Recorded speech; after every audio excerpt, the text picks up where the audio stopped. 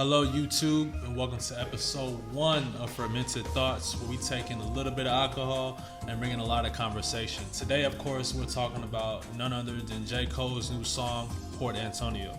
Today's beverage of choice is going to be Jose Cuervo's new tequila, Devil's Reverse. It's a sweeter, peppery taste and take on the tequila for the brand. I actually have a whole review on my TikTok and Instagram, which I'll link both in the description if you want to see my full thoughts. Pour a little bit, it's 12:34 right now, so we can't drink too much. Niggas gotta work and shit. We're gonna take a little bit, and I had some matcha right before this too, so that's not gonna mix well. I hope you got a good beverage with me, of course, if you're of age. And let's go ahead and drink and talk about this new J. Cole song.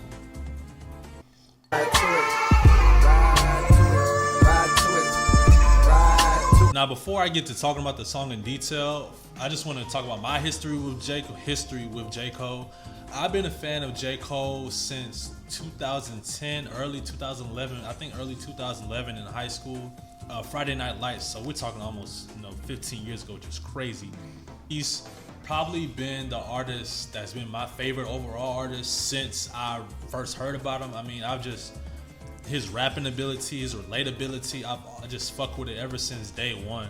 Just seeing his rise as an artist from, just an underground artist that, if you knew about him, you fuck with him, but he wasn't like this superstar. And just seeing him go from underground to, superstar, one of the biggest 3 names in hip hop, it's really been cool to watch him, evolve as an artist, because I remember him at Friday Night Lights, that level he was, and then seeing the reaction to Forest Hills Drive 2014, how everybody just adored him. And it was really like, yo, this J. Cole dude is nice. Like, that was the album that catapulted him to the top. So just giving a little bit of background of my history with J. Cole. I'm definitely a J. Cole fan through and through, been there for a good minute. But let's talk about this Port Antonio song. This song dropped on Instagram, I believe, but it was late Wednesday night. I've heard it about 3 times.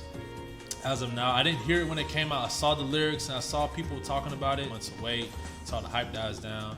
Listened to about 3 times today, and I'm ready to give my developed thoughts. Now, before I talk about the song and the Kendrick and the Drake beef and what he had to say about that, I want to talk about the song itself. Let's talk about the production, with the Dead President sample and the Cleo Soul song.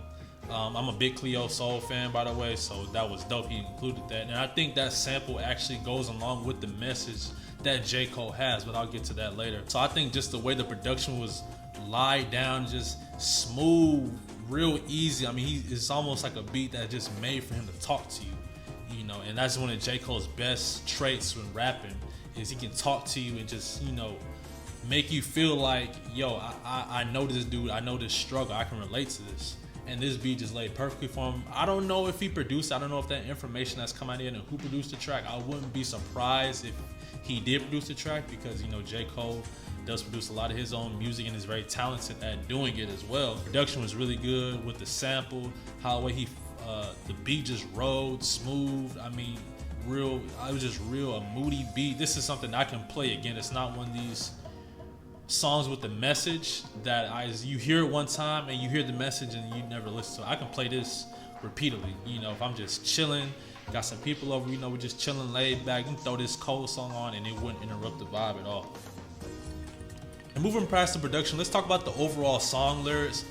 Outside of, like I said, the Kendrick and Drake stuff, we'll get to in a second, his lyricism, his flow on this was really, really good shit.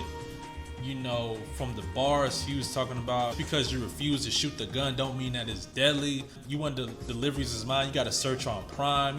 He just had bars for days, switching up the flows multiple times. This is a reminder to people that for some reason ever doubted Cole because of him backing out of the Kendrick beef. He's still good at this pen shit. You just take the Kendrick shit and the Drake, what he said about that. Outside of that, this is still the good song. Like the little breakdown, how we was saying, you take the kid out the hood, he put him in a 2-parent household, he comes back to the hood, now he's feeling guilty. The way he said that and then the flow he did was really, really dope shit. Rapping on this shit, was really, really solid. Let's talk about the Drake and Kendrick shit and what Cole had to say about that. So prior to this song, even though I am a Cole fan, I did think what Cole did was some weak shit. Because he dropped, Might Delete Later with the 7-minute drill. People just wanted to hear bars at the end of the day, Obviously, in hindsight, people were saying, and he kind of addressed that it looked good that he dropped out because he didn't need to be caught up and involved in all that crazy shit that they were talking about, with the allegations and whatnot and how low they were going. But before this song dropped, I did think it was some weak shit from the dropout. He dropped the song, then, he deleted the song off iTunes. From a rapper's perspective, I thought it was some weak shit. Now, from a personal human perspective, I get it 100%. What he said on stage, I think, what was that? Was that Dreamville, the festival he kind of said how he felt like, people were pushing him to do things he didn't want to do and whatnot. I understand it. I fully believe him when he says that. The thing with Cole, I feel like he always has this.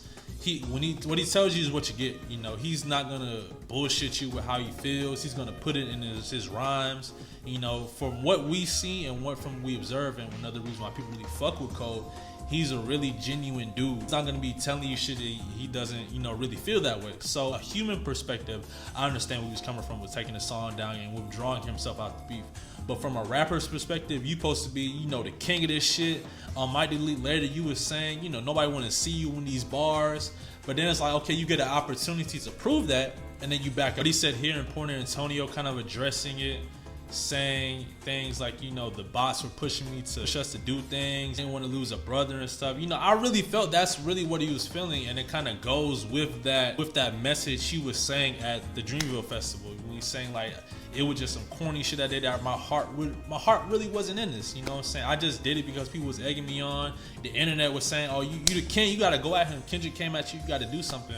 But I think we all knew, even from My Delete Later, like the shots he was sending at Kendrick, they really weren't like no serious shots. It was like little jabs. We kind of knew that he was beefing with him. Like we knew that he really didn't want to do this for real. Like his heart wasn't in it, like he said.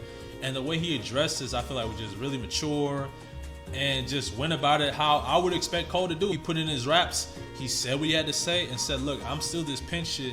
This rap shit is not about all this beef shit. It's about, putting our heart and soul into this craft that we practiced for years and years, that we envisioned, dreamed about when we was a kid. Like I said, he was 14. Like he used to be called the therapist, I believe. He was on blogs and shit, first dropping music. Beef shit and all that goofy shit. This is not what this is about. It's about, at the end of the day, being master of your craft and being genuine with your words. And he was basically, I'm not gonna involve myself. I'm not even genuine with this shit. Like it's bigger than this. We got blogs and shit egging this shit on. Drake is still my dog. Like I ain't afraid that nigga done did some shit for me. He done looked out for me. Like, in the morning, that was 2010 when that dropped. That was a Drake feature. I think, he brought him out on a couple shows and shit. Him is like, yo, I'ma be me at the end of the day. I'ma stay true to who Jermaine Cole is at the end of the day. At the end of the day, you can't do nothing but respect that. And also, I think this is really why people love J. Cole. I'm gonna reference a Dead End Hip Hop video that they just dropped on the song. And they kind of said it too. This is why people really fuck with J. Cole, because of his humility, because of how relatable he is. We feel like he's just a dude that just is really, really, really great at rapping, but he'll make you feel like, man, J. Cole came around me, he'll be like the most coolest dude. Like we can have a conversation and I could really just fuck with him. He doesn't ever come off as like this high and mighty guy. Yo, I'm just a humble dude that's really good at this rapping shit. I think what the Cleo sample ties back into, that kind of ties into what, in my opinion, Cole is trying to say. Like, yo, no matter what this beef shit is, like I'm still gonna be good at this rapping shit. I'm gonna always love me. Like, love yourself no matter what. Even when he was talking to Drake, he was like, yo, if nobody else tells you like I love you, like you still my nigga. This is why he has this audience and why I'm a fan too, because he just makes it so relatable. I know I've used that word a lot, but it's really what it is. Now looking forward past this record, I don't know if this is a record that's going to be on the Fall Off. Prior to this, I wasn't sure that Fall Off was gonna work, because if he was talking like braggadocious bars and shit, it really would have came off kind of corny. You can't really talk that braggadocious shit and I'm the king, who want to see me on the mic, when you was about to be seen on the mic and then you dropped out. But now I feel like this is reestablishing himself. The Fall Off, I think, just elevated the hype for me personally. Now I'm kind of excited to hear the Fall Off. I don't think he's even hinted at a release date. This is just a little loosey kind of to throw out. It is October. I think I remember when For Your Eyes Only came out in 2015. I don't remember when like False Prophets, and there was another song that he dropped that was a Lucy. It was like False Prophets and another song that he dropped and then the For Your Eyes Only album came. This could be an album that could come out in a couple months, or it could be a couple weeks. Who knows? But I know I'll definitely be looking forward to it, and I'll do another Fermented Thoughts when it comes out. We can discuss it. But overall, my opinion of the song, it's a thumbs up for me. This is really some great J. Cole. This song is basically a proof and reason why I fuck with J. Cole. For his ability to just lay his heart on these raps. You can feel the emotion when he's rhyming. You can kind of feel the humility in these bars. Tell you about himself and tell you, like, let you get a peek into his mind and what he was thinking when he was going through decisions. And and while doing that, making some dope ass bars with it too. Focus on the Drake and Kendrick stuff, what he had to say. The rest of the song is fire too. 8 bars about the Drake and Kendrick situation, and the rest of the song was boo boo. Other part of the song, other sections of the song were just as good from a rapping perspective. So like I said, it's definitely gonna be in rotation. Fire production, fire lyrics, fire flow. I really don't know what more you could ask for from a J. Cole song at this point in time. That's gonna wrap it up here for episode 1 of Fermented Thoughts, discussing Port Antonio.